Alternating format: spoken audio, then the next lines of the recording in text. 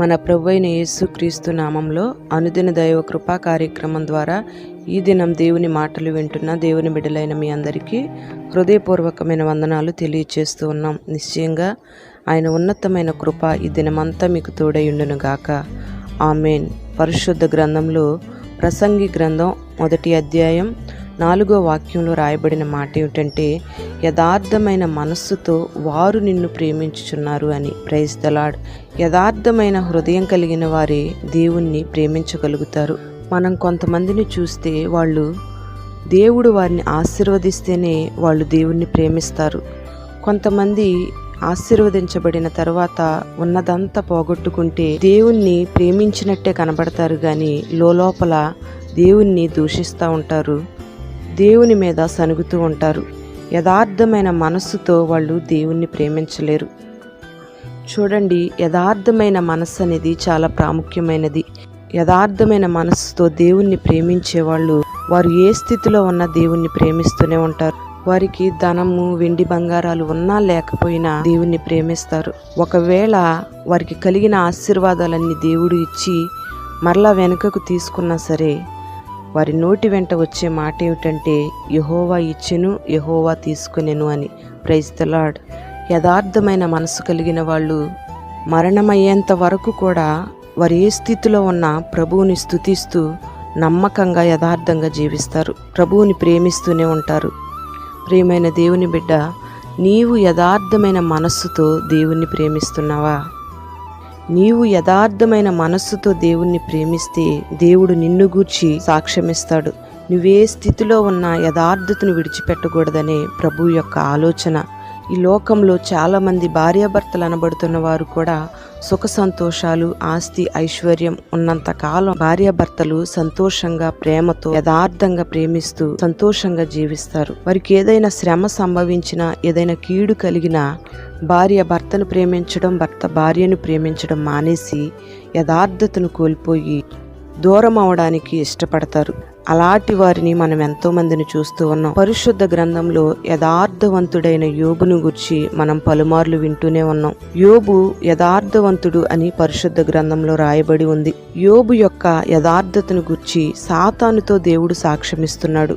యోబు గ్రంథం 1వ అధ్యాయం 8వ వాక్యంలో రాయబడిన విధంగా, నీవు నిష్కారణంగా అతన్ని పాడు చేయుటకు నీవు నన్ను ప్రేరేపించినను అతడు ఇంకనూ తన యథార్థతను వదలక నిలకడగా ఉన్నాడు అని దేవుడు సాక్ష్యమిస్తూ ఉన్నాడు. యోబు గ్రంథం 7వ అధ్యాయం 9వ వాక్యంలో రాయబడిన మాట ఏమిటంటే, నీవు ఇంకనూ యథార్థతను వదలకయుందువా అని. Praise the Lord. యోబు భార్య మాటలను బట్టి కూడా మనం గమనిస్తే, యోబు యథార్థతను వదలక దేవుణ్ణి ప్రేమిస్తూనే ఉన్నాడని మనకు అర్థమవుతుంది. యోబు తనకున్న ఆరోగ్యాన్ని కోల్పోయి, తనకున్న ఆస్తిని కోల్పోయి, తనకున్న బిడ్డలను కోల్పోయి, అరికాలు మొదలుకొని నడినెత్తి వరకు బాధగల కురుపులతో మొత్తబడినప్పటికీ, అంతటి భయంకరమైన శోధనలో కొనసాగుచున్నప్పటికీ, మరణమయ్యేంత వరకు కూడా నేను ఏమాత్రం యథార్థతను విడువను, నా దేవుణ్ణి స్తుతిస్తూనే ఉంటాను, నా దేవుణ్ణి ప్రేమిస్తూనే ఉంటాను అని యోబు మాట్లాడుతూ ఉన్నాడు. ప్రియమైన దేవుని బిడ్డ, ఎంత యథార్థవంతుడో యోబు ఒకసారి ఆలోచన చేయండి. ఒక దిక్కుకే యోబును ఆస్తిపరుడుగా చేశాడు దేవుడు. అయినా ఆ ఆశీర్వాదం అంతా పోయినప్పటికీ కూడా అంటాడు, యెహోవా ఇచ్చెను, యెహోవా తీసుకునెను అని. మనుషుల యొక్క సహజమైన లక్షణం ఏంటంటే, దేవుడు ఇచ్చినప్పుడు సంతోషంగా ఉంటారు, దేవుడు తీసుకుంటే దేవుణ్ణి ప్రేమించడం మానేస్తారు, దేవుణ్ణి దూషిస్తారు. ఎందుకు ఇచ్చినట్టు, ఎందుకు తీసుకున్నట్టు అని సణుగుతూ గొణుగుతూ ఉంటారు. యోబు తనకున్న సమస్తాన్ని పోగొట్టుకున్న తర్వాత కూడా యథార్థంగా దేవుణ్ణి స్తుతించగలిగాడు, హృదయపూర్వకంగా దేవుణ్ణి ఆరాధన చేయగలిగాడు. యోబు యొక్క హృదయం నిష్కపటంగా, యథార్థంగా ఉండడం వల్లే దేవుణ్ణి హృదయపూర్వకంగా ప్రేమించగలిగాడు.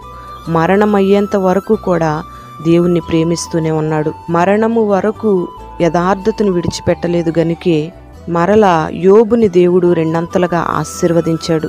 Praise the Lord. ప్రియమైన దేవుని బిడ్డ, యథార్థమైన మనస్సు, కపటం లేని మనస్సు మనకెంతైనా అవసరం. ఆ యథార్థమైన మనస్సుతోనే దేవుణ్ణి ప్రేమించాలి. ప్రియమైన దేవుని బిడ్డ, దేవునిని ప్రేమిస్తున్న నీ జీవితంలో కొన్నిసార్లు భయంకరమైన శ్రమలు, ఆశీర్వాదాలన్నీ కోల్పోయిన పరిస్థితులు, కొన్నిసార్లు దేవునికి దూరమైపోయే పరిస్థితులు నీ జీవితంలో ఎదురవుతున్నాయి కదా. దేవునిని ప్రేమిస్తున్న నీవు యోబు వలె ఆరోగ్యాన్ని అంతటినీ కోల్పోయావా? ఏమాత్రం కలవరపడొద్దు. నువ్వే స్థితిలో ఉన్నా యథార్థమైన మనసుతో దేవుణ్ణి ప్రేమించు. దేవుడు నిన్ను ఏ రీతిగా ఆశీర్వదించినా దేవుని నువ్వు స్తుతించు. ఒకవేళ నువ్వు శ్రమల కొలిమిలో పుటము వేయబడుతున్నా దేవుణ్ణి స్తుతించు. ఒకవేళ దేవుని యొద్ద నుంచి వచ్చిన ఆశీర్వాదాలన్నిటినీ నువ్వు పోగొట్టుకున్నా దేవుణ్ణి స్తుతించడం మానొద్దు. మరణము వరకు, అంతము వరకు నమ్మకంగా జీవించు. ప్రభువును స్తుతిస్తూనే ఉండు. యథార్థమైన మనసుతో దేవుణ్ణి ప్రేమించు. రెండంతల మేలు నిశ్చయంగా నీ జీవితంలో దేవుడు అనుగ్రహించబోతున్నాడు. నీకు గొప్ప ఆదరణ కలుగు చేసి యథార్థమైన ప్రవర్తన కలిగి యథార్థమైన మనస్సుతో దేవుణ్ణి ప్రేమిస్తున్న నిన్ను యోబును ఆశీర్వదించి యోబును గుర్చి సాక్ష్యం ఇచ్చిన రీతిగా నా దేవుడు నిన్ను గుర్చి సాక్ష్యం ఇవ్వబోతూ ఉన్నాడు. మనుషులందరూ కూడా ఇతడు యథార్థవంతుడు అని సాక్ష్యం ఇవ్వబోతూ ఉన్నారు. యేసయ్యను ప్రేమించే యథార్థమైన మనస్సును నా దేవుడు నీకు అనుగ్రహించునుగాక. Praise the lord. పరిశుద్ధుడా, ప్రేమాస్వరూపి, నీకు వందనాలు చెల్లిస్తూ ఉన్నాం. ఈ మాటలు విన్నని బిడ్డలందరినీ దీవించమని ప్రార్థన చేస్తున్నాం. యథార్థమైన మనసుతో నిన్ను ప్రేమించి నమ్మకంగా కొనసాగించబడే అనుభవాన్ని మీరు కలుగు చేయమని వేడుకుంటున్నాం. యోబు మీరిచ్చిన ఆశీర్వాదాలన్నీ పోగొట్టుకున్నప్పటికీ యథార్థతను ఏమాత్రం విడిచిపెట్టను అని ఒక తీర్మానం కలిగి మరణము వరకు నిన్ను ప్రేమించిన రీతిగా ఈ మాటలు విన్నని బిడ్డలందరినీ మీరు జ్ఞాపకం చేసుకొని నిన్ను మరణము వరకు యథార్థమైన మనస్సుతో ప్రేమించే అనుభవాన్ని మీరు కలుగు చేయండి. వారు ఏ స్థితిలో ఉన్నా ప్రతి స్థితి యందు నీ బిడ్డలు నిన్ను ప్రేమించడానికి మీరు కృపను అనుగ్రహించండి.